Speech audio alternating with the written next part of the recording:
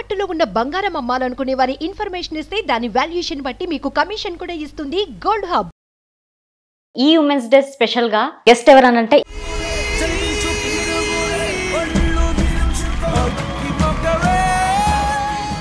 Conceive అయినాక కూడా మీరు అసలు ఆగకుండా ట్రైనింగ్ కోసం వెళ్ళేసి వచ్చారు.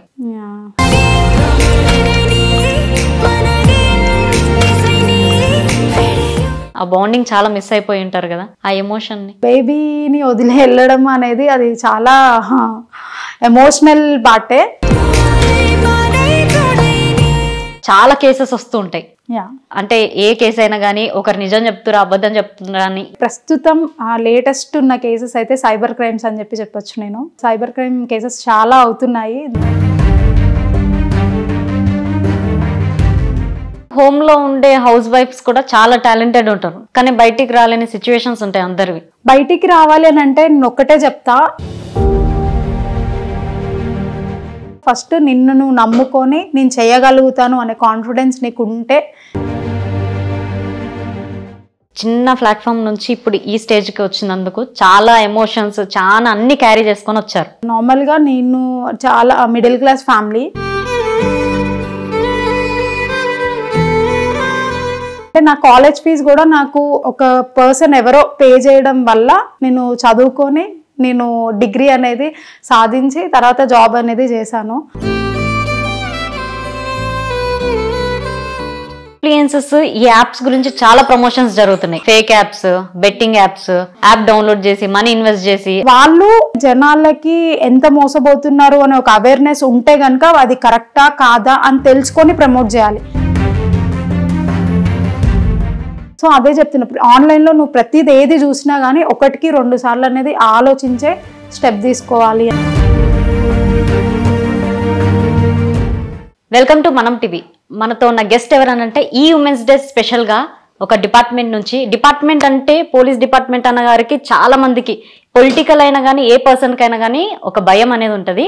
సో ఇవాళ మన దగ్గర హెడ్ కానిస్టేబుల్ వచ్చేసారు. సో నమస్తే దీనా గారు. హలో అండి. హాయ్ కీర్తి గారు. హాయ్, ఎలా ఉన్నారు? బాగున్నాను, మీరు ఎలా ఉన్నారు? సూపర్. మొత్తానికైతే డిపార్ట్మెంట్ లో చూసుకుంటే ఇప్పటిదాకా చాలా కేసెస్ వస్తూ ఉంటాయి. సో మీరు బాగా చూసి అంటే ఏ కేసు అయినా కానీ ఒకరు నిజం చెప్తురా అబద్ధం చెప్తున్నా అని ఈజీగా తెలిసిపోతుంటది.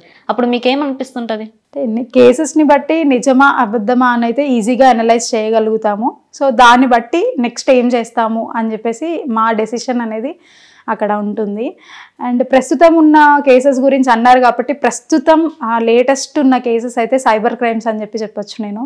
సో సైబర్ క్రైమ్ కేసెస్ చాలా అవుతున్నాయి, దానిలో చాలా విక్టిమ్స్ అనేది సఫర్ అవుతున్నారు. సో ఆ విషయం అయితే జనాలకి తెలియాలి, అవేర్నెస్ రావాలి. సైబర్ అఫెన్స్కి ఎలా గురవుతున్నారు, దాని గురించి మరి ఎలా దాన్ని నివారించాలి అని చెప్పేసి ప్రయత్నం చేస్తున్నాము, ఆ ప్రయత్నంలో ఉన్నాము. అవును. ఇంకొకటి ఏంటంటే చాలా మంది ఆన్లైన్లో యాప్స్, బెట్టింగ్స్ అని ఇలాంటివన్నీ చాలా మోసపోతూ కేసు దాకా వెళ్తున్నారు. వాళ్ళకంటూ రిటర్న్ బ్యాక్ అమౌంట్ వచ్చేది అవకాశం అసలు లేదు కదా? లేదు అని చెప్పేసి చెప్పను. ఖచ్చితంగా వాళ్ళ అమౌంట్ వాళ్ళు జరిగిన అఫెన్స్ జరిగిన వెంటనే వాళ్ళు కంప్లైంట్ చేస్తే కనుక మా సైబర్ టీం వాళ్ళం ఏం చేస్తాము అంటే ఆ విక్టిమ్ కంప్లైంట్ ఇచ్చిన వెంటనే ఏ అకౌంట్ నుంచి ఏ అకౌంట్కి వెళ్ళింది, సో ఆ అకౌంట్ డీటెయిల్స్ అన్ని వెంటనే తీసుకొని బ్యాంక్ వాళ్ళకి మా ఎండ్ నుంచి మేము ఇన్ఫర్మేషన్ అనేది ఇస్తాము. ప్లీజ్ ఇమీడియట్గా ఫ్రాడ్లెంట్ ట్రాన్సాక్షన్ జరిగింది, దాన్ని హోల్డ్ చేయండి అని చెప్పేసి. అలా హోల్డ్ అవుతే కనుక ఆ హోల్డ్ అయిన అమౌంట్ని త్రూ కోర్ట్ డైరెక్షన్తోనే రీఫండ్ అయితే ఇప్పిస్తున్నాము. అండ్ రాదు అనే మాట లేదు, హోల్డ్ అయిందంటే ఖచ్చితంగా వస్తుంది. హోల్డ్ కాని అమౌంట్ ఒకవేళ ఫ్రాడ్స్టర్ కనుక ఇమీడియట్గా విత్డ్రా చేసేసుకున్నాడు అనే కేసెస్లో మాత్రం ఫ్రాడ్స్టర్ని వెతికి తీసుకొని వచ్చిన తర్వాత అరెస్ట్ చేసి రిమాండ్కి చేస్తాం. ఓకే. ఇప్పుడు బాయ్ గర్ల్ ఈక్వల్ అని అంటున్నారు. అంటే ఈక్వల్ మీన్స్ ఎలా అంటే ప్రతి వర్క్ గర్ల్ చేస్తుంది, బాయ్ చేస్తున్నారు. అంటే బాయ్ చేసేది గర్ల్ కూడా చేస్తుంది వర్క్, కానీ రెస్పెక్ట్ వచ్చేసరికి వాళ్ళకి వాల్యూ వచ్చేసరికి చాలా తక్కువలో ఉంటుంది. ఎందుకని? ఉమెన్కి రెస్పెక్ట్ అని చెప్పేసి అని అంటున్నారు కదా. అంటే ఉమెన్కి రెస్పెక్ట్ అనేది ప్రస్తుతం అయితే చాలా కోణాలలో పెరిగింది, అంటే ఈక్వల్గానే చూస్తున్నారు. కాకపోతే ఆనాటి నుంచి ఉంటున్న ఏదైతే ఉందో అబ్బాయి అంటే కొంచెం ఆ ఇంపార్టెన్స్, ఉమెన్కి ఉన్న ఇంపార్టెన్స్ ప్రకారము అది అలాగే వస్తూ ఉంది. కాబట్టి డిఫరెన్స్ అనేది ఇంకా చూస్తున్నారు. కాకపోతే నాకు తెలిసి ప్రజెంట్ ఉన్న సిచ్యువేషన్ ప్రకారం అయితే ఈక్వల్ రెస్పెక్ట్ ఇవ్వడానికి ట్రై చేస్తున్నారు. ప్రతి డిపార్ట్మెంట్లో మెన్కి ఈక్వల్గా ఉమెన్ ఉంటున్నారు. అండ్ ఆ విషయంలో అయితే నేను యాక్సెప్ట్ చేసి చేయనట్టు ఉంటాను, ఎందుకంటే సేమ్ ఉమెన్కి కూడా అలాగే జరుగుతుంది కాబట్టి. కొన్ని కేసెస్లో అంటే ఇంపార్టెన్స్ ఇచ్చే వాళ్ళు ఇస్తున్నారు, ఇయ్యని వాళ్ళకి ఇంకా అవగాహన లేదు. అంటే ఉమెన్ ఎంతవరకు చేస్తుంది అనే దానిలో అయితే ఆల్రెడీ మనం కొన్ని సిచ్యువేషన్స్లో ప్రూవ్ అయింది, చూసాము. ఇంకా ఇవ్వట్లేదు అని అంటే వాళ్ళకి అవగాహన లేదు అని చెప్పేసి అంటారు నేను. ఓకే, మొత్తానికైతే ఈక్వల్ రెస్పెక్ట్ అనేది మనకి పురాతనం నుంచి ఉంది కాబట్టి అలా డిగ్రేడ్ అవుతుందని మీరు అంటారా? ఈక్వల్ రెస్పెక్ట్ పురాతనంలో ఉంది అని చెప్పేసి నేను అనట్లేదు. ఈ పురాతనంలో అని అంటే అప్పటి కాలంలో అయితే మెన్నికే ఇంపార్టెన్స్ ఇచ్చేవాళ్ళు. అంటే అమ్మాయి అంటే ఇంట్లోనే కూర్చోవాలి, అమ్మాయి ఇంటికే పరిమితం, అబ్బాయి అనేవాడు బయటికి వెళ్ళి పని చేసుకొని వస్తే దాన్ని బట్టి పిల్లల్ని పోషించుకొని భార్య ఇంట్లో ఉండాలి అనే ఒక సినారియో ఉండేది. కాకపోతే లేటెస్ట్గా మనకి రాను రాను ఎలా అయితే డెవలప్ అవుతూ వచ్చామో, టెక్నాలజీ ఎలా అయితే పెరుగుతుందో, సిచ్యువేషన్స్ అన్నీ ఎలా మనం చేంజెస్ చూస్తున్నామో, ఈవెన్ జెండర్లో కూడా మెన్ అండ్ ఉమెన్కి కూడా అదే సిచ్యువేషన్స్ అనేది చేంజ్ అవుతూ వచ్చింది. సో కంపారిటివ్లీ మెన్ అనేది మెన్కి ఉమెన్ కూడా ఈక్వల్గా ఉంటున్నారు అని చెప్పేసి అయితే చెప్పగలుగుతాం. ఓకే, ఇంకొకటి ఏంటంటే వర్కింగ్ ఉమెన్ తను ఇంట్లో చూసుకోవాలి, ఆఫీస్లో చూసుకోవాలి, మరి వాళ్ళు ఎలా బ్యాలెన్స్ చేసుకోవాలి? వాళ్ళ ఎమోషన్స్ కానీ వాళ్ళ అన్నీ ఉంటాయి కదా. వర్కింగ్ ఉమెన్ వాళ్ళు అనే కన్నా ముందు ఫస్ట్ నా పర్సనల్గా నేను మాట్లాడితే కనుక వర్కింగ్ ఉమెన్కి ఇంపార్టెన్స్ అనేది చాలా ఇవ్వాలి. అంటే బేసిక్గా అనుకుంటారు అదే వర్క్ చేసి వస్తున్నారు ఇంట్లో చేస్తున్నారు అని అంటే, ఒక హౌస్ వైఫ్ని అడగండి తనకున్న రెస్పాన్సిబిలిటీస్, తనకున్న బాధ్యత ఎంతవరకు చేస్తుంది అనేది. ఒక వర్కింగ్ ఉమెన్ ఓన్లీ వర్క్ చేసే వాళ్ళని అడగండి బాధ్యత అని. కానీ యాజ్ ఏ మ్యారీడ్ ఉమెన్ అని చెప్పేసి అనాలి ఇక్కడ. అండ్ అన్మ్యారీడ్ ఉమెన్ కూడా కష్టపడుతున్నారు. సో వర్క్ లైఫ్ని ఇంట్లో లైఫ్ని రెండు మేనేజ్ చేస్తున్నారు అని అంటే కనుక అదొక పెద్ద టాస్క్ అనే చెప్పాలి. రీసెంట్గా చూస్తే కనుక అంటే మాకున్న సైబర్ క్రైమ్స్ అని చెప్పాను కదా, సో అందులో ఉన్న వర్క్ కారణంగా కొంచెం మాకు టైమింగ్స్లో కానీ అలా ఇలా అని చెప్పేసి చాలా చేంజెస్ అనేది చూస్తున్నాం అనమాట. అంటే ఎంత అఫెన్సెస్, ఎంత క్రైమ్ అనేది పెరుగుతూ ఉంటే మాకు వర్క్ ప్రెషర్ కూడా అంత పెరుగుతూ ఉంటుంది. సో ఆ టైంలో నేను ఇంటికి లేట్ రావడం కానీ, లేకపోతే ఇంట్లో సిచ్యువేషన్స్ ఇంట్లో కొంచెం ఎక్కువ చూసుకోలేకపోవడం, ఫైనల్గా నేనే చూసుకోవాలి, కాకపోతే ఏంటంటే కొంచెం ల్యాగ్ అనేది వర్క్లో అవుతూ ఉంటుంది కదా. అలా అయినప్పుడు నేను ఇంకా నేను నా సిచ్యువేషన్ ఎలా ఉన్నదని అంటే, అసలు ఈ లైఫ్ ఎందుకు, ఉమెన్ యాజ్ ఏ వర్కింగ్ ఉమెన్గా అసలు ఈ లైఫ్ ఏంటి అని చెప్పి ఒక ట్రామాలోకి వెళ్ళిపోయా. అట్లీ 1-2 days అంటే ఇంటికి వచ్చేసరికి హస్బెండ్ అంటాడు, ఏం చేస్తున్నావు, ఇంట్లో ఏం పట్టించుకుంటున్నావు, డ్యూటీకి వెళ్ళేసి వస్తున్నావు, ఏం చూస్తున్నావు అని చెప్పేసి అని అంటారు. వర్క్ దగ్గర అంటారు మీరు వర్కింగ్ అనేది ఇంకా టైం పెంచుకోవాలి, ఇంకా చెయ్యాలి అని చెప్పేసి అని అంటారు. ఎటు తేల్చుకోలేని సిచ్యువేషన్లో ఒక ఉమెన్ అనేది ఉంటుంది. ఆ ఉమెన్కి దయచేసి ఒక అర్థం చేసుకుంటే పర్సన్స్ వాళ్ళ చుట్టూ ఉంటేనే వాళ్ళు సస్టైన్ అవ్వగలుగుతారు. లేదు అని అంటే యాజ్ ఒక పోలీస్ నేను బాగా లోకం గురించి అవగాహన ఉంది, బయట సిచ్యువేషన్స్ అవగాహన ఉండి కూడా ఒక సర్టెన్ సిచ్యువేషన్లో అసలు ఈ లైఫ్ ఏంటి నాకు అన్న స్టేజ్కి వెళ్ళిపోయాను అని అంటే అది ఓన్లీ బికాస్ ఆఫ్ మనల్ని అర్థం చేసుకునే పర్సన్స్ని బట్టి. అండ్ అది మనం ఇంకా చెప్పుకునే దాన్ని బట్టి ఉంటుంది. సో నేను అట్లా మా హస్బెండ్కి అక్కడ సిచ్యువేషన్ని కన్వే చేయడం బట్టి, అర్థం చేయించడం బట్టి తను అర్థం చేసుకొని తను పాజిటివ్ రెస్పాన్స్ ఇస్తే అప్పుడు నాకు కొంచెం అనిపించింది, అరే అవును కదా ఈయన అర్థం చేసుకున్నాడు నన్ను చాలు అని చెప్పేసి అనిపించింది.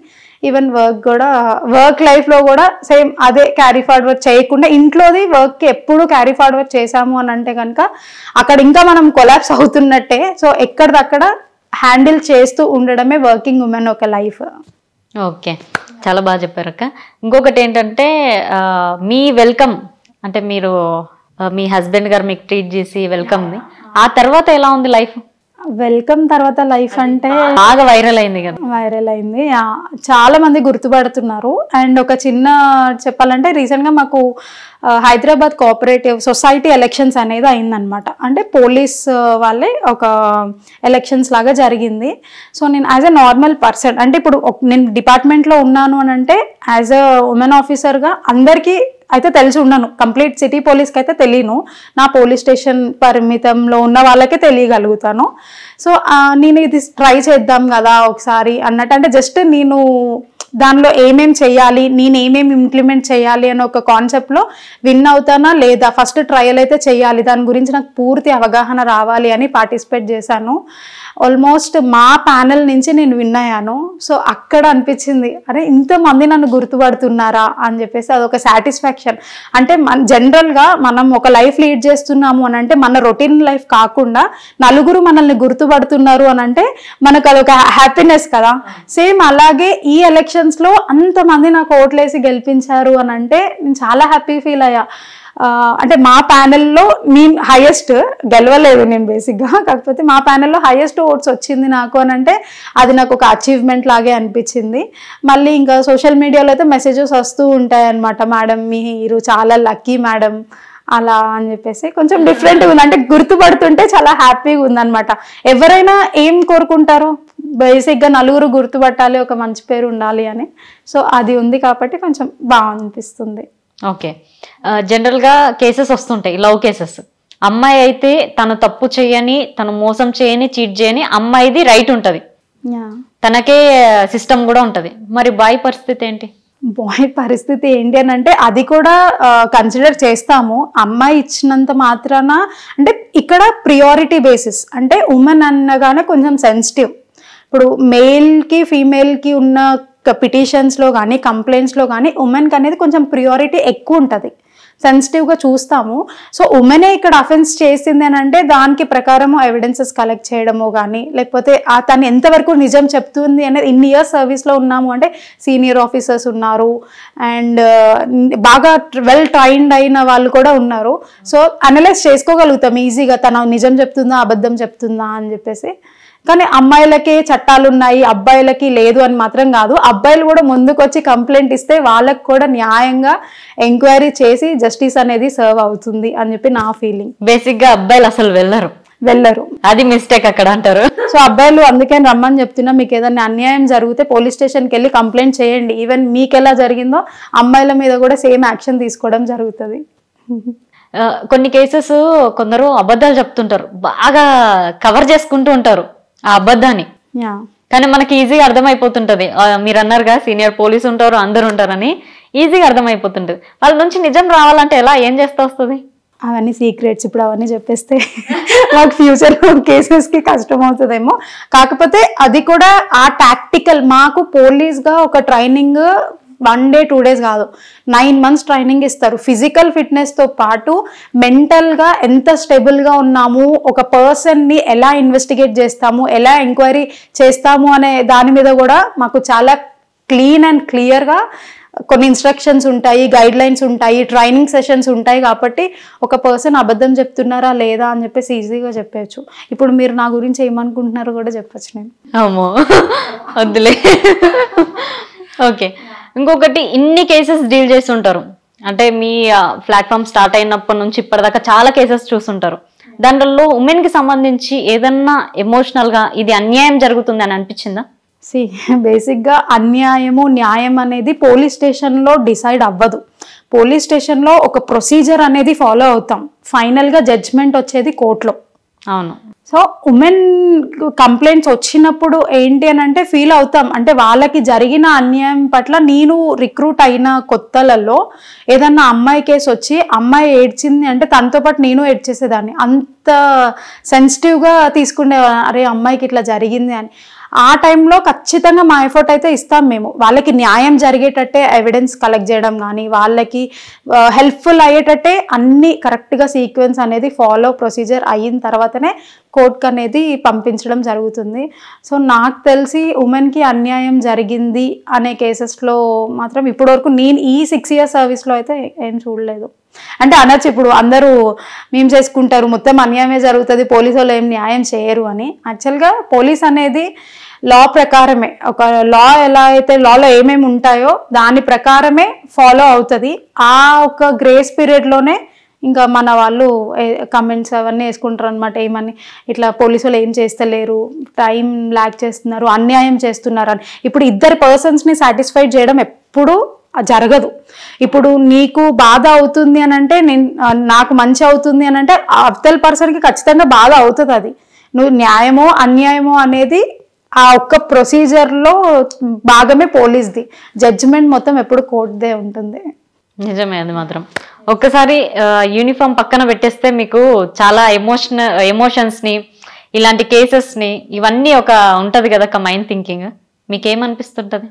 అదే చెప్తున్నా కదా, అంటే నేను డిపార్ట్మెంట్లోకి వచ్చాను కాబట్టి అంటే నేను ఇలా survive అవ్వగలుగుతాను.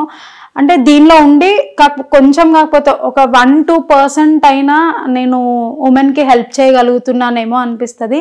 As a police uniform తీసేసి ఉమెన్ లాగా మాట్లాడాలి అని అంటే మాత్రం అనిపిస్తుంది. అంటే వాళ్ళని ఏమన్నా చేసేయాలి, కొట్టేయాలి, వెళ్ళి తిట్టేయాలి, ఆ ఫ్రస్ట్రేషన్ అనేది ఉంటుంది. కాకపోతే అది కరెక్ట్ కాదు. ఓకే, ఈ రోజుల్లో డేటింగ్ యాప్స్ అని కొత్తగా యాప్స్ వస్తున్నాయి. యాప్స్కి కాస్త మళ్ళీ ప్రమోషన్స్, ఈ యాప్స్లలో కేసెస్ కూడా వస్తుంటాయి మీ దగ్గరికి నాకు తెలిసినంత వరకు అయితే. సో ఎలా అవుతుంది, ఏమవుతుంది? వాటి గురించి చెప్పాలి అని అంటే అబ్బాయిలకే చెప్పాలి. మెయిన్గా డేటింగ్ యాప్స్ అనేది అంటే అమ్మాయిలు కూడా యూజ్ చేస్తూ ఉండొచ్చు, కాకపోతే ఎక్కువ మోసపోయేది అబ్బాయిలు అనమాట. సో కొంతమంది బ్యాచ్ ఉంటారు కదా, అంటే బ్యాచ్ ఫుల్ ఇట్లా అమ్మాయి మెసేజ్ చేసింది అనగానే ఎగ్జైట్మెంట్లో వాళ్ళు ఏం చేస్తున్నారో కూడా ఆ టైంలో వాళ్ళకి కాన్షియస్ అనేది ఉండదు. సో ఆ టైంలో ఏం చేస్తున్నారు వాళ్ళు అంటే ఈ ఫ్రాడ్ స్టార్స్కి కూడా అబ్బాయిలు బ్రౌజింగ్ ఎలాంటి ఇన్ఫర్మేషన్ బ్రౌజ్ చేస్తున్నారు, ఏమేం సర్చ్ చేస్తున్నారు అనే డేటా అనేది కలెక్ట్ చేసుకుంటారు. ఆ డేటా తీసుకొని ఇప్పుడు నువ్వు ఒక కాల్ గర్ల్ గురించి సర్చ్ చేస్తున్నావు అంటే ఆ కాల్ గర్ల్కి సంబంధించిన దాని రిలేటెడ్ ఇన్ఫర్మేషన్ చెప్తూనే కాల్ చేస్తారు, అదొక హ్యాకింగ్. లేదు నువ్వు ఒక ఇన్వెస్ట్మెంట్ గురించి సర్చ్ చేస్తున్నావు అని అంటే ఇన్వెస్ట్మెంట్ దాని రిలేటెడే నీకు హ్యాక్ చేస్తారు. సో నువ్వు ఒక అవేర్నెస్తో ఉండాలి. ఏంటి అని అంటే నువ్వు ఏది సర్చ్ చేసినా కానీ ఎవ్రీథింగ్ ఈజ్ పబ్లిక్. సో ఈ డేటింగ్ అని చెప్పేసి అన్నారు కదా, రీసెంట్గా ఒక కేసు వచ్చింది. ఒక అబ్బాయి అంటే ఒక మంచి సాఫ్ట్వేర్ ఎంప్లాయీ అని చెప్పేసి అనొచ్చు.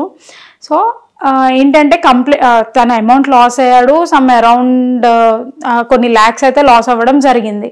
సో ఇనిషియల్గా మా దగ్గరకు వచ్చినప్పుడు నేను మాట్లాడినప్పుడు అతను ఏంటి అంటే జరిగింది, అన్యాయం జరిగింది, పోలీస్ స్టేషన్కి రావడానికి కూడా కంప్లైంట్ ఇవ్వడానికి కూడా ఒక సార్ట్ ఆఫ్ ఇదిలో ఉన్నాడు. నేను కూర్చోబెట్టి కూల్గా ఏమైంది, ఏం జరిగిందంటే డేటింగ్ యాప్ మేడం అని చెప్పేసి అంటున్నాడు. అసలు క్లియర్గా చెప్పు అని అంటే నేను ఇట్లా కాల్ గర్ల్ కోసం సర్చ్ చేశాను. సో వెంటనే నాకు ఒక కాల్ వచ్చి ఒక అమ్మాయి మాట్లాడింది.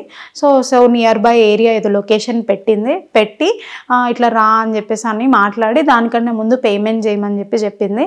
నేను పేమెంట్ చేసి తను వస్తుందేమో అని చెప్పి వెయిట్ చేస్తుంటే తను మళ్ళీ కాల్ చేసి ఇట్లా నాకు కొంచెం అమౌంట్ స్ట్రక్ అయిపోయింది, అది వెయ్యి, నేను ఆన్ ది వేలో ఉన్నా అని చెప్పేసి అంటే మళ్ళీ కొంత అమౌంట్ అనేది వేసాడు. ఓకే, మళ్ళీ కొంచెం సేపు తర్వాత అదే అమ్మాయి కాల్ చేసి నువ్వు ఇట్లా మెసేజెస్ అయితే ఉంటాయి కదా బుకింగ్ అదంతా అయినట్టు, ఇట్లా నువ్వు నన్ను బుక్ చేసుకున్నావు కదా, నేను నీ మీద కంప్లైంట్ చేస్తాను అని చెప్పేసి అని అంటే ఒక డిసిప్లైన్ ఒక అబ్బాయి అంటే సాఫ్ట్వేర్లో ఉంటూ ఆ మెసేజ్ తీసుకున్న వెంటనే అంటే నా మీద కేసు అవుతే నా లైఫే స్పాయిల్ అయిపోతుంది అనే ఒక ప్యానిక్, ఆ సిచ్యువేషన్లో ఏం చేయాలో తెలియక తనకి అమౌంట్ అనేది ట్రాన్స్ఫర్ చేస్తూ ఉన్నాడు అనమాట. అట్లా కొన్ని ల్యాక్స్ వరకు ట్రాన్స్ఫర్ చేశాడు. సో ఈ అబ్బాయికి నేను ఏం చెప్తున్నా అంటే ఈ అబ్బాయికి అదే కొంచెం అవగాహన ఉండి అరే ఇది ఇట్లా ఫ్రాడ్ ఇట్లా జరుగుతుంది అని చెప్పేసి ఇతను ముందే వచ్చి కంప్లైంట్ ఇచ్చుంటే కనుక అంత అమౌంట్ అనేది లాస్ అయి ఉండేవాడు కాదు.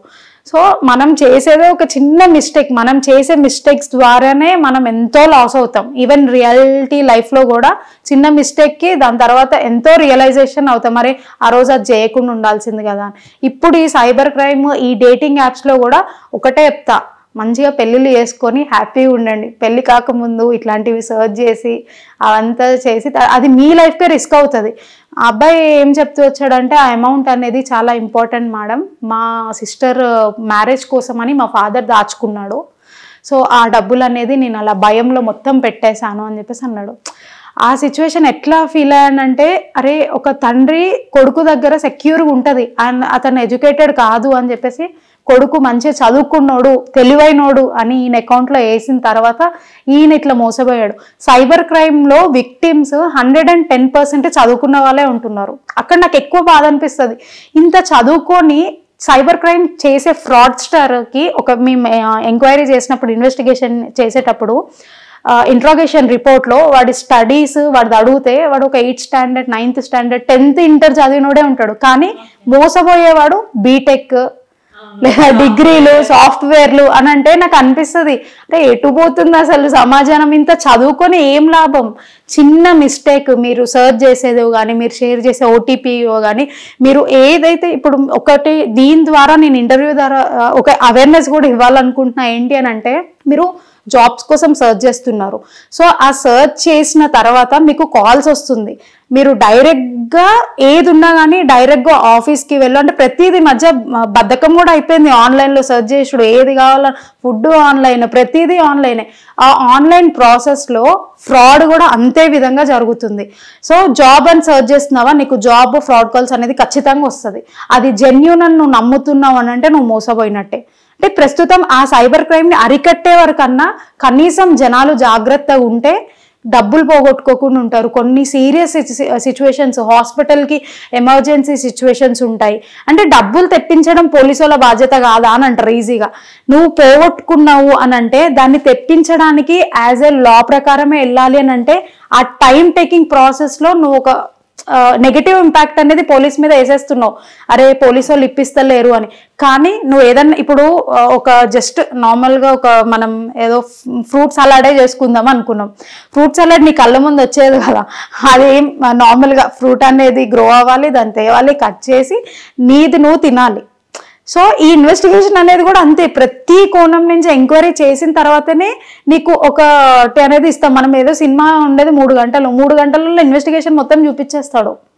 సో అదే మైండ్లో పెట్టుకొని అరే పోలీసు వాళ్ళు ఏం చేస్తలేరురా అని చెప్పి పోలీస్ మీద ఒక నెగిటివ్ ఇంపాక్ట్ అయితే ఉంటుంది ఎప్పుడు. సో అదొక్కటి నేను చెప్పగలుగుతా, సైబర్ క్రైమ్ గురైన వాళ్ళు కొంచెం ఓపిక పడితే మీ అమౌంట్ హోల్డ్ అయితే కనుక ఖచ్చితంగా రీఫండ్ అనేది వస్తుంది, త్రూ కోర్ట్ అనేది ఇప్పించగలుగుతాం. కానీ నేనేమంట, ఈ ప్రాసెస్ అంతా అయ్యేసరికి టైం అవుతుంది. నీకు ఆ డబ్బులు ఎంత యూజ్ అవుతుందో, అంటే నీకు ఎంత ఎమర్జెన్సీ ఉందనేది నీకే తెలుసు. కాబట్టి ఇలాంటివి సర్చ్ చేయకుండా నెగ్లిజెన్స్గా మన డేటా అనేది ప్రతి యాప్స్లో ఇన్స్టాల్ చేసేసుకొని, ఎవరో కాల్ చేసి నీకు ఈ యాప్ ఇన్స్టాల్ చేయనంటే ఇన్స్టాల్ చేసేసుకొని, అంటే మన దగ్గరే తప్పు ఉంది సైబర్ క్రైమ్స్లో అని అయితే చెప్తాం. అవును. ఇంకొకటి ఇన్ఫ్లుయెన్సెస్ ఈ యాప్స్ గురించి చాలా ప్రమోషన్స్ జరుగుతున్నాయి. Fake apps, betting apps, rummy అని ఇలాంటి యాప్స్, వాటిలలో కూడా అమౌంట్ ఇన్వెస్ట్ చేసి వాళ్ళు ఇన్ఫ్లుయెన్సెస్ ప్రమోట్ చేయడం వల్ల వీళ్ళు ఉన్న ఫాలోవర్స్ కూడా ఫాలో అయ్యి యాప్ డౌన్లోడ్ చేసి మనీ ఇన్వెస్ట్ చేసి అది బ్యాంక్ లింక్ చేసేసి ఇలాంటి ఫ్రాడ్ కూడా జరుగుతున్నాయి. బేసిక్గా ఇప్పుడు మన ఇన్ఫ్లుయెన్సర్స్ ప్రమోట్ చేస్తున్నారు అని అంటే వాళ్ళకి అదొక ఇన్కమ్ సోర్స్. సో ఇన్కమ్ నాకు తెలిసి నేనైనా నువ్వైనా ఇన్కమ్ వస్తుంది అని అంటే అదొక మంచి వేలో వస్తుంది అని అంటే వదులుకోము. సో వీళ్ళు ప్రమోట్ చేస్తున్నందుకు వాళ్ళకి ఇన్కమ్ జనరేట్ అవుతుంది కాబట్టి వాళ్ళు ప్రమోట్ చేస్తారు. సో ఇక్కడ కూడా ఒకటి చెప్తా, వాళ్ళు ఒక అంటే జనాలకి ఎంత మోసపోతున్నారు అనే ఒక అవేర్నెస్ ఉంటే కనుక అది కరెక్టా కాదా అని తెలుసుకొని ప్రమోట్ చేయాలి ఇప్పుడున్న సిచ్యువేషన్ ప్రకారం. అండ్ వాళ్ళు ప్రమోట్ చేసినారు కదా, వాళ్ళు చేసినారు కదా అని చెప్పేసి నువ్వు బ్లైండ్గా నమ్మి నువ్వు నీ డబ్బులు పోగొట్టుకుంటున్నావు కదా. ఇప్పుడు ఇన్కమ్ జనరేట్ అయింది ఇన్ఫ్లుయెన్సర్స్కి, ఇక్కడ ఇన్కమ్ అనేది పోతుంది నీ దగ్గర నుంచి.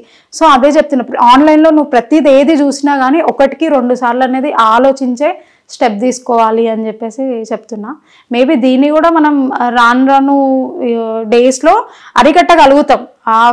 చాలామంది ఫ్రాడ్స్టర్స్ అనే వాళ్ళదైతే అరెస్ట్ చేయడం జరుగుతుంది, వాళ్ళని మొత్తం చేస్తున్నారు. కాకపోతే చెప్తున్నా చేసే ప్రాసెస్ టైం టేకింగ్ ప్రాసెస్ కాబట్టి prevention is better than cure లాగా ఈ పర్సన్స్ అనే వాళ్ళు పోగొట్టుకోకుండా ఉంటే మంచిది అనేది చెప్పగలుగుతా. ఓకే, సింపుల్గా మీరు చిన్న ప్లాట్ఫామ్ నుంచి ఇప్పుడు ఈ స్టేజ్కి వచ్చినందుకు చాలా ఎమోషన్స్ చాలా అన్ని క్యారీ చేసుకొని వచ్చారు. సో వాటి గురించి ఏమన్నా మాట్లాడతారా? వాటి గురించి అని అంటే నార్మల్గా నేను చాలా మిడిల్ క్లాస్ ఫ్యామిలీ, మా ఫాదర్ అదంతా బ్యాక్గ్రౌండ్ చాలా లో నుంచి మేము వచ్చినాము. కష్టాలు అంటే అందరూ కష్టపడే వస్తారు, దానిలో నేను సేమ్ అందరిలాగే కష్టపడి జాబ్ సంపాదించి ఇప్పుడు ఇక్కడ ఉన్నా. ఇక్కడ నేను చేయగలిగింది ఏంటి అని అంటే ఇట్లా అంటే నా కాలేజ్ ఫీజు కూడా నాకు ఒక పర్సన్ ఎవరో పే చేయడం వల్ల నేను చదువుకొని నేను డిగ్రీ అనేది సాధించి తర్వాత జాబ్ అనేది చేశాను. సో ఇట్లా ఎవరైనా ఆ సిచ్యువేషన్లో ఉన్నారు అని అంటే వాళ్ళకి హెల్ప్ఫుల్గా అయితే నేను ఉంటా. వాళ్ళకి అంటే సజెషన్స్లో కానీ అట్లా ఇస్తూ ఉంటా. బేసిక్గా ఎవరైనా కంప్లైంట్స్ నా దగ్గరకు వస్తే వాళ్ళకి అంటే మోరల్ సపోర్ట్ అనేది ఖచ్చితంగా నా నుంచి ఉంటుంది. ఫైనాన్షియల్ అంటే నేను అంత స్టెబుల్ కాదు, కాకపోతే మనము రైట్ టైంలో కొన్ని చెప్తారు కదా, ఆ రైట్ టైంలో వాళ్ళకి ఎప్పుడు యూస్ఫుల్ అవుతుందో తెలీదు. ఆ విధంగా అయితే వాళ్ళకి హెల్ప్ చేయడానికి ఉంటా. ఓకే, మీరు అంటే నేను ఇంతకుముందు గతం ఇంటర్వ్యూస్ చూసుకున్నంతవరకు కన్సీవ్ అయినాక కూడా మీరు అసలు ఆగకుండా ట్రైనింగ్ కోసం వెళ్ళేసి వచ్చారు. అంటే ఆ బాండింగ్ అనేది చిన్న అప్పుడే అవుతుంటది కదా, ఆ బాండింగ్ చాలా మిస్ అయిపోయి ఉంటారు కదా, ఆ ఎమోషన్ని. సో బేబీని వదిలి వెళ్ళడం అనేది అది చాలా ఎమోషనల్ పార్టే. కాకపోతే ఏంటంటే ఒక హ్యాపీయెస్ట్ పార్ట్, ఒక స్టేజ్ నుంచి ఇంకొక స్టేజ్కి ఎదుగుతున్నాము అని అంటే అదొక మంచికే. అంటే నా పర్సనల్ లైఫ్లో నాకు హెల్ప్ఫుల్ అవుతుంది, ప్రొఫెషనల్గా కూడా మనం ఒక ర్యాంక్ నుంచి ఇంకొక ర్యాంక్ వెళ్తున్నాము అని అంటే మనం ఇంకా బెటర్గా సర్వ్ చేయడానికి హెల్ప్ఫుల్ అవుతుంది. సో అదన్నీ పెట్టుకొని okay I have to go అని చెప్పేసి వెళ్ళేసి వచ్చా. ఓకే, ఇప్పుడు హోమ్లో ఉండే హౌస్ వైఫ్స్ కూడా చాలా టాలెంటెడ్ ఉంటారు, కానీ బయటికి రాలేని సిచ్యువేషన్స్ ఉంటాయి అందరివి. సో వాళ్ళంతా వాళ్ళు ఎట్లా అంటే ఎట్లా గెటిన్ అయ్యి బయటికి రావాలా, ఎలా ఏంటి? బయటికి రావాలి అని అంటే నేను ఒక్కటే చెప్తా, అంటే వాళ్ళని వాళ్ళు నమ్మాలి ఫస్ట్. అంటే వాళ్ళని వాళ్ళు నమ్మరు. బేసిక్గా ఇప్పుడున్న అమ్మాయిలు కూడా ముందుకు వచ్చారు అని అంటే వాళ్ళు ధైర్యంగా స్టెప్ వేశారు కాబట్టి ముందుకు వచ్చి ఏదైనా చేయగలుగుతున్నారు. ఇప్పుడు ఇంట్లో ఉండే వాళ్ళు ఎట్లా ఫీల్ అవుతారంటే అరే వాళ్ళకి ఆ టాలెంట్ ఉంది నాకు లేదేమో అని చెప్పేసి వాళ్ళని వాళ్ళు డిగ్రేడ్ అనేది చేసుకుంటారు. అలా చేసుకోకుండా ఫస్ట్ నిన్ను నువ్వు నమ్ముకొని నేను చేయగలుగుతాను అనే కాన్ఫిడెన్స్ నీకు ఉంటే ఖచ్చితంగా నువ్వు బయటకు వచ్చి సర్వైవ్ అవ్వగలుగుతావు. ఓకే, ఫస్ట్ కాన్ఫిడెన్స్ ఇంపార్టెంట్ అంటారా? కాన్ఫిడెన్స్ అనేది చాలా ఇంపార్టెంట్. నాకు ఇంతకుముందు అసలు ఇలా మాట్లాడడానికి కూడా నాకు కాన్ఫిడెన్స్ ఉండేది కాదు. అయితే ఒకసారి ఏమైందంటే ఇట్లా మాట్లాడే ఛాన్స్ వచ్చినా కానీ మనకు ఒక ఫీలింగ్ ఉంటుంది కదా ఎవరేమనుకుంటారో అని చెప్పి, ఫస్ట్ ఎవరేమనుకుంటారో అనేది నీ బ్రెయిన్లో నుంచి తీసేసావు అని అంటే అదే నీ సక్సెస్కి ఫస్ట్ స్టెప్ అని చెప్పేసి అంట. నేను మాట్లాడితే ఎవరేమన్నా అనుకుంటారేమో, వాళ్ళు ఏమన్నా కమెంట్ చేస్తారేమో, వాళ్ళు ఏమన్నా ఇట్లా అనుకుంటారేమో అంటే నీ లైఫ్ అక్కడే ఆగిపోతుంది, ఎక్కడికి వెళ్ళలేవు. ఎవరేమనుకున్నా పర్లే, నా లైఫ్ నేను లీడ్ చేస్తున్నా. ఒక్కటే గుర్తుపెట్టుకోవాలి, యాజ్ ఏ ఉమెన్ నేను నా పేరెంట్స్కి నా హస్బెండ్కి ఆన్సర్ ఇచ్చుకున్నంత వరకు, అంటే వాళ్ళ ముందు నేను తలదించుకొని ఉండే పరిస్థితి వచ్చిందంటే నేను ఫెయిల్యూర్. వాళ్ళ దగ్గర నేను తలెత్తుకొని ఉండగలుగుతున్నాను అంటే అదే నా సక్సెస్. సో ఎవరికైనా ప్రతి ఉమెన్ లైఫ్లో ఇదే ఇంప్లిమెంట్ చేసుకోవాలి.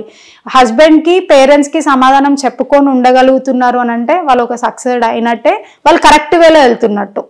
లేదు నువ్వు వాళ్ళ దగ్గర పానిక్ అవుతున్నావు, వాళ్ళకి చెప్పుకోలేని సిచ్యువేషన్ ఉంది అని అంటే అది నీ అంటే పడిపోవడానికి ఇది అని చెప్పేసి చెప్పచ్చు.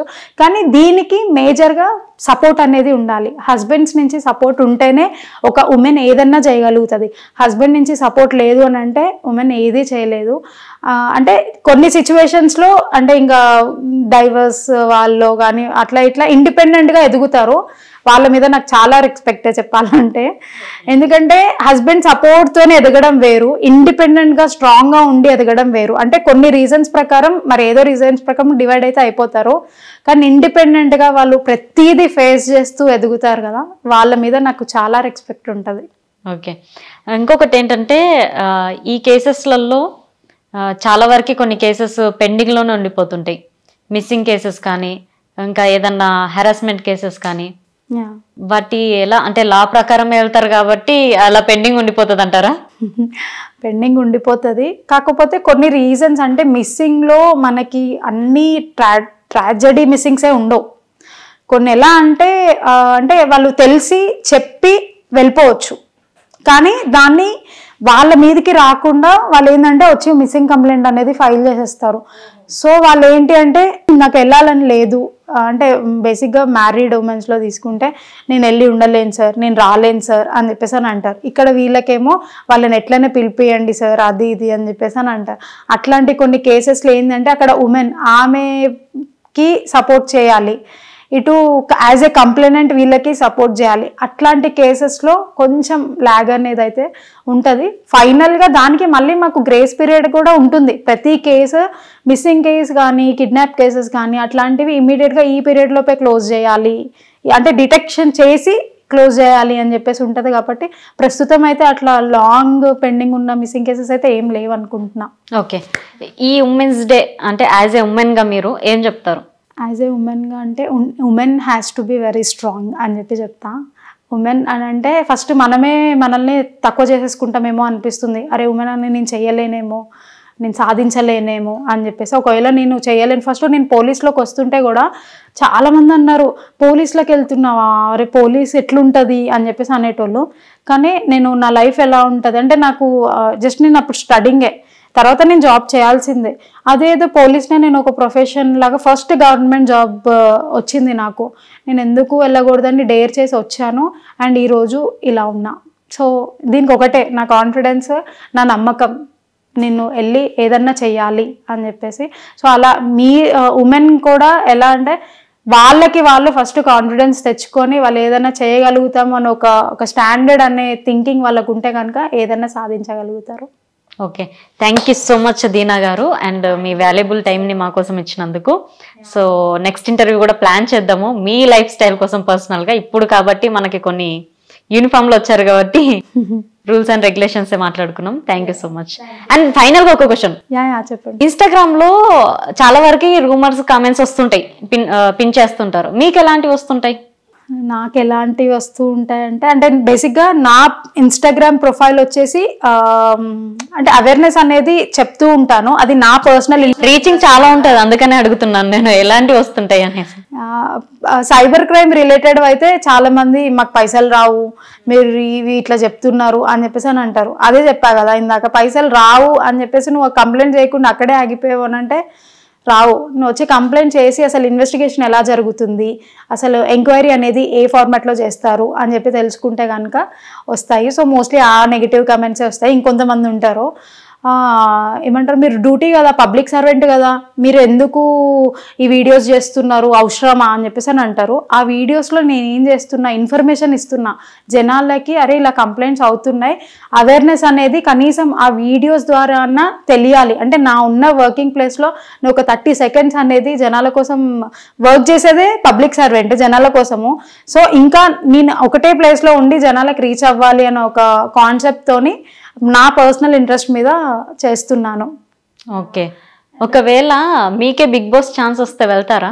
అంటే నాకు తెలిసినంత ఈ క్వశ్చన్ ఎందుకు అడుగుతున్నా అంటే ఒక ప్రొఫెషన్ వరకు ఉన్న వాళ్ళు వెళ్ళొచ్చిన అసలు వెళ్తారా బిగ్ బాస్ కి? అంటే మీకు కూడా ఇన్స్టా పేజ్ ఉంది, ఒక ఇన్ఫ్లుయెన్సరే ఒక పరంగా చూసుకుంటే, ఒకవేళ వస్తే వెళ్తారా అని అడుగుతున్నాను. బేసిక్గా బిగ్ బాస్ ఛాన్స్ అనేది అందరికీ రాదు. సో నాకు వస్తుంది అని అయితే నాకు అసలు ఆ కళలో కూడా ఇది లేదు. అంటే ప్రతిసారి కొన్ని కేటగిరీస్ తీస్తున్నారు కదా, ఒక రైతు అని, ఇంతకు ముందు ఒక లా పర్సన్ ని కూడా తీస్తారు బిగ్ బాస్ 2లో, అలా ప్రతిసారి తీస్తున్నారు. ఒకవేళ మీకు వస్తుందా, వస్తే వెళ్తారా? నాకు తెలిసి పోలీస్ ప్రొఫెషన్ వరకు అయితే బిగ్ బాస్ అనేది అప్రోచ్ అవ్వరు. డెఫినెట్గా ఛాన్స్ వస్తే వెళ్ళడానికి ఎవరు వెళ్ళరు, బిగ్ బాస్ అంటే వెళ్తారు ఖచ్చితంగా. నాకు పర్సనల్గా వస్తే వెళ్తా, కాకపోతే రాదు అనేది గట్టి ఫీలింగ్. కాన్ఫిడెన్స్ ఉండాలి ఖచ్చితంగా. ఆపర్చునిటీ కదా, ఆపర్చునిటీ వస్తే ఎవరైనా వెళ్ళొచ్చు. కాకపోతే దానికి కూడా మళ్ళీ డిపార్ట్మెంట్ రూల్స్ అండ్ రెగ్యులేషన్స్ ప్రకారం వెళ్ళాలి. కాబట్టి అది యాక్చువల్గా ఈ క్వశ్చన్ మీరు అడిగే వరకు కూడా అసలు ఆ థింకింగ్ అనేది నాకు లేదు. ఆలోచిద్దాం, బిగ్ బాస్ ఛాన్స్ నాకు వస్తుందా, రాదు. Okay, thank you so much Deena garu. Thank you so much. So చూసారుగా ఇంటర్వ్యూ. నెక్స్ట్ ఇంటర్వ్యూతో మేము ముందుంటా. సైనింగ్ ఆఫ్ కీర్తి.